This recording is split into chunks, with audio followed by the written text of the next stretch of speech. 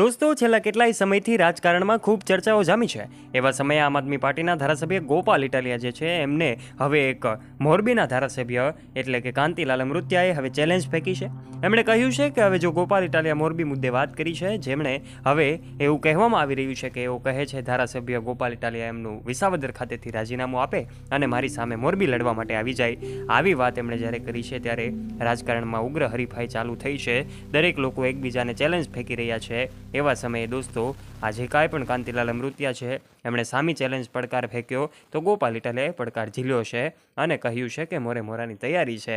એવા સમયે દોસ્તો, રાજકારણનો તો આ જંગ જામતો જ જાય હોય એવું લાગે છે, કારણ કે અચાનક જ જ્યારે આ સામે જ્યારે ચેલેન્જોનું યુદ્ધ થયું છે ત્યારે શું છે આ ઘટના, આજના વિડીયોમાં આપણે સમગ્ર ઘટના વિશે વાત કરીશું. માટે વિડીયોમાં આગળ વધીએ તે પહેલાં ચેનલને અવશ્ય સબસ્ક્રાઇબ કરી લેજો અને બેલ આઇકન અવશ્ય પ્રેસ કરજો, જેનાથી આવા ને આવા વિડીયો તમારા સુધી પહોંચતા રહે. સૌથી પહેલાં વાત કરીએ કે આ કાંતિલાલ અમૃતિયા કોણ છે, તો તમને જાણીને નવાઈ લાગશે. આ કાંતિલાલ અમૃતિયા એ મોરબીના ધારાસભ્ય છે. મોરબીમાં હાલમાં જ્યારે પુલ તૂટ્યો છે, આ પુલ તૂટતાની સાથે જ તેઓ ચર્ચામાં આવ્યા. સૌ લોકો હજુ પણ એમના મોતના આંકડાઓ ચાલુ છે. એવા સમયે લોકો અલગ અલગ આક્રોશ કરી રહ્યા છે, એમના ઉપર કટાક્ષ કરી રહ્યા છે. એવા સમયે આમ આદમી પાર્ટીના આ ધારાસભ્ય ગોપાલ ઇટાલિયાએ પણ એમના ઉપર કટાક્ષ કર્યો. એમણે પોતાના નિવેદનો આપ્યા અને જેને લઈને આ કાંતિલાલ જે અમૃતિયા છે એવો ઉશ્કેરાય છે. એવો પણ ચેલેન્જ ફેંકી દે છે. આખરે હવે ગોપાલ ઇટાલિયામાં જો તાકાત હોય તો રાજીનામું ત્યાંથી આપીને મોરબીમાં મારી સામે ચૂંટણી લડવા માટે આવી જાય. એવા સમયે જ્યારે એમનો આ પડકાર ગોપાલ ઇટાલિયા પાસે પહોંચે છે, એ પણ નક્કી કરી લે છે કે હવે વટથી જો પોતે સુરાબોલા ન ફરે, એટલે કે પોતે જો કણબી મર્દનો દીકરો હોય તો પોતે આવી જાય સામે અને એની સામે જે લડાઈ છે લડવા માટે તૈયાર થઈ જાય. એવા સમયે જ્યારે આ એવું કહેવામાં આવે છે કે કણબી પુત્ર ગોપાલ ઇટાલિયા જ્યારે તૈયાર છે, લડવા માટે તૈયાર છે અને સામે એમ કહી શકાય કે એમણે મીટ માંડી દીધી છે.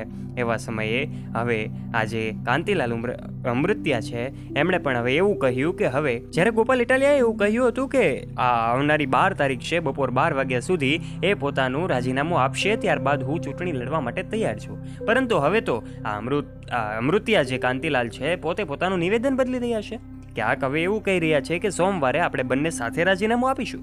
એક તરફ આ ગોપાલ ઇટાલિયાની શનિવારની ચેલેન્જ હતી, તો પછી ચેલેન્જમાં બદલાવ હોય એવું લાગી રહ્યું છે. આવું અમે નહીં, પરંતુ અલગ અલગ યુઝર્સ કહી રહ્યા છે. કારણ કે એક તરફ જ્યારે ગોપાલ ઇટાલિયાનું જોર વધતું જાય છે, ચારે તરફ જ્યાં જુઓ ત્યાં એક જય ગોપાલના નારાઓ લાગી રહ્યા છે. એવા સમયે આમ આદમી પાર્ટીની પ્રગતિ ખૂબ વધી રહી છે, તો એના માટે કાવતરાઓ પણ થઈ શકે.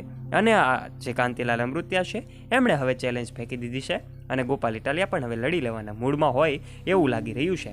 એણે પોતાની મોરબી બનેલી ઘટના અંગે પોતાની વેદના એક કવિતામાં રજૂ કરી હતી. એનો વિડીયો પણ સોશિયલ મીડિયા પર ખૂબ વાયુવેગે ફેલાયો હતો. ત્યારબાદ ગોપાલ ઇટાલિયા ચર્ચામાં આવ્યા. એમને જે કાંઈ પણ છેલ્લા કેટલાય સમયથી જ્યારથી એમનો વિસાવદરની પેટા ચૂંટણીમાં વિજય થયો છે ત્યારથી લઈને અલગ અલગ જગ્યાએ એમના સન્માન થઈ રહ્યા છે, અલગ અલગ લોકો દ્વારા એમને બોલાવવામાં આવી રહ્યા છે. તો પછી લોકોના સમસ્યા પણ, લોકોની મૂંઝવણ પણ હવે સાંભળતા થયા છે. ત્યારે આ ચેલેન્જ પણ હવે તેઓ સ્વીકારે છે અને એમની સામે લડવા માટે તૈયાર થાય છે. ત્યારે દોસ્તો, આમ આદમી પાર્ટીના આ ધારાસભ્ય ગોપાલ ઇટાલિયા જેઓ હવે એમની સામે લડશે અને કહ્યું છે કે હું એક છાતી ઠોકીને કહું છું કે હું લડીશ અને જીતી બતાવીશ.